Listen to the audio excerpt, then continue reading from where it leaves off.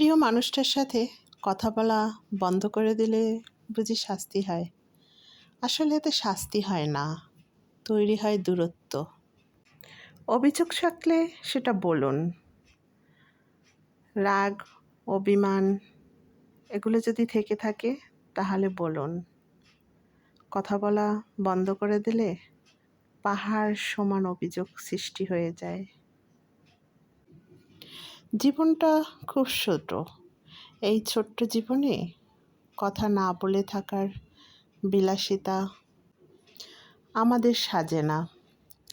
তাই কথা বলা বন্ধ না রেখে আমরা আমাদের সুবিধা অসুবিধা নিয়ে যদি একে অপরের সাথে কথা বলি আর সেটা সমাধান করে নিই, তাহলে আমাদের লাইফটা অনেক ইজি হয়ে যায়। কিন্তু আমরা অনেক ক্ষেত্রেই সেটা করি না। নিজেদের ইগো, এক কথায় বলতে আমি কেন ওর কাছে আগে যাব, ও কেন আমার কাছে আগে আসে না, মানে এই যে একজন আরেকজনের প্রতি মানে ইগো, এই জিনিসটা আসলে ভালোবাসার সম্পর্কে থাকা উচিত না। আবার অনেক সময় আছে ভালোবাসার সম্পর্কগুলো তিক্ততায় পরিণত হলে একজন যদি স্যাক্রিফাইস করে, তার সেই স্যাক্রিফাইসটাকে মেরুদণ্ডহীন মনে করে ও তো আমার কাছে এসেছে, ওর অভিমান আমি তো ভাঙতে যাইনি, ও নিজে থেকে আমার কাছে যেহেতু এসেছে তাহলে আরও কেন অবহেলা বাড়িয়ে দেব না, আরও কেন দূরত্ব বাড়িয়ে দেব না। এভাবে করেই ও সারা জীবন থেকে যাবে। শুধু দুবেলা দুমুঠো ভাত আর বছরে কাপড় বাস দিলেই তো হয়ে যাবে। তো কিছু কিছু মানুষ আছে ঘরের বউকে মনে করে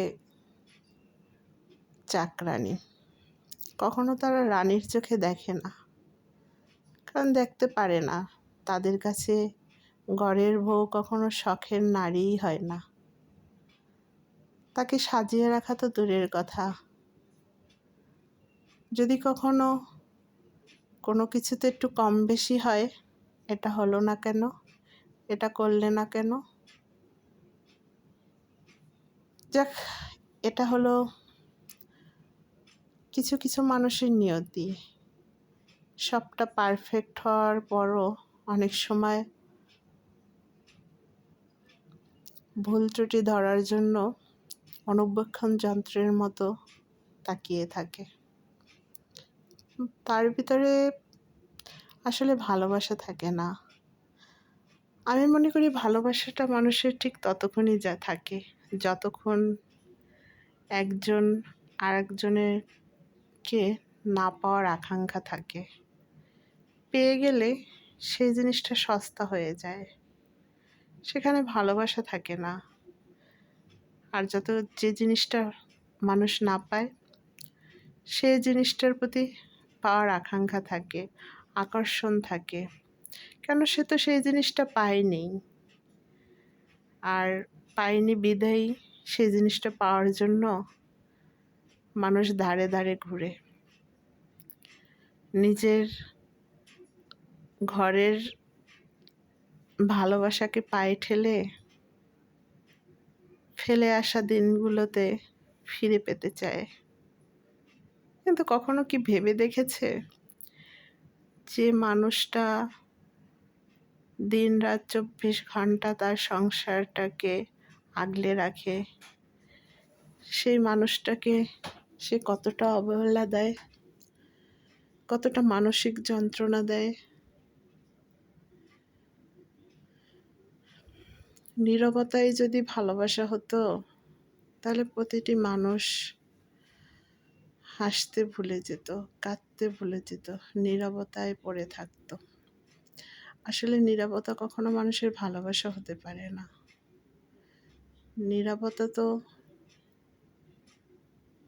একটা মানুষকে দিনে দিনে নিঃস্ব করে দেয়,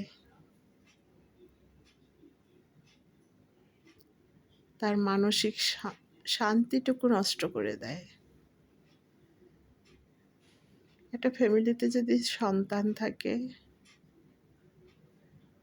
সেই সন্তানের মুখের দিকে তাকিয়ে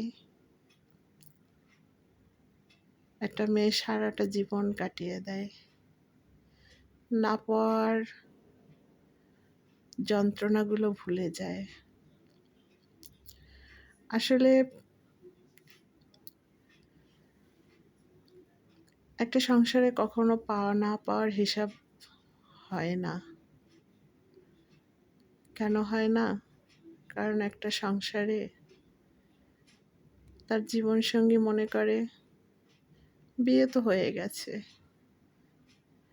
এখন আর পাওয়া না পাওয়ার হিসাব করে কি হবে।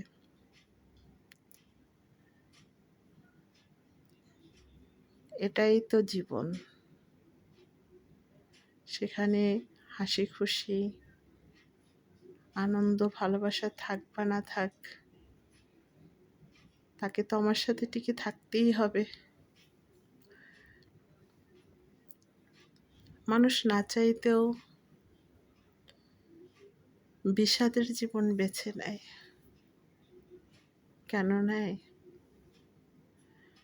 এই সমাজটা আসলে মানুষকে সঠিকভাবে বাঁচতে দেয় না। একটা মেয়ে যদি নিজের ইচ্ছে স্বাধীন মতো বাঁচতে চায়, সেই স্বাধীনতা সে পায় না। তাকে খারাপ নজরে দেখা হয়। সবাই ভাবে মেয়েটা হয়তো খারাপই ছিল,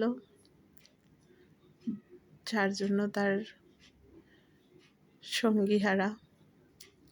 তো একটা মেয়ে যখন মরে যায়, তখন সবাই তার জন্য আফসোস করে। সবাই আফসোস করে, ইস, মেয়েটা অনেক ভালো ছিল, আমাকে ছেড়ে চলে গেল। আসলে মানুষ জীবিত থাকতে কখনোই কারো মূল্যায়ন করে না।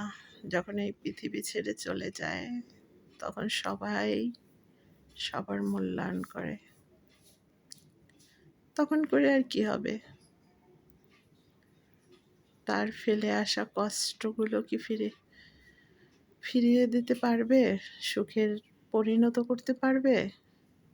যে কষ্টগুলো, যে একাকিত্ব, যে মানসিক যন্ত্রণা সে তিলে তিলে নিজেকে ক্ষয় করেছে, যার জন্য সে প্রতিটি মুহূর্ত আল্লাহর কাছে প্রার্থনা করেছে, আল্লাহ, এই পৃথিবীতে এত মানসিক যন্ত্রণা নিয়ে বেঁচে থাকার থেকে হয় একা থাকা ভালো, না হয় আপনি আমাকে নিয়ে যান আপনার কাছে। এরকম হাজারো মেয়ে আছে যারা নিজেদের কষ্ট বুকে নিয়ে অন্যের সংসার করে যাচ্ছে। আসলে বলছিলাম, সোশ্যাল মিডিয়ায় ইদানিং অনেক কিছুই দেখা যায়, অনেক সুইসাইড, অনেক কিছুই দেখা যায়। আসলে এগুলো কেউ শখে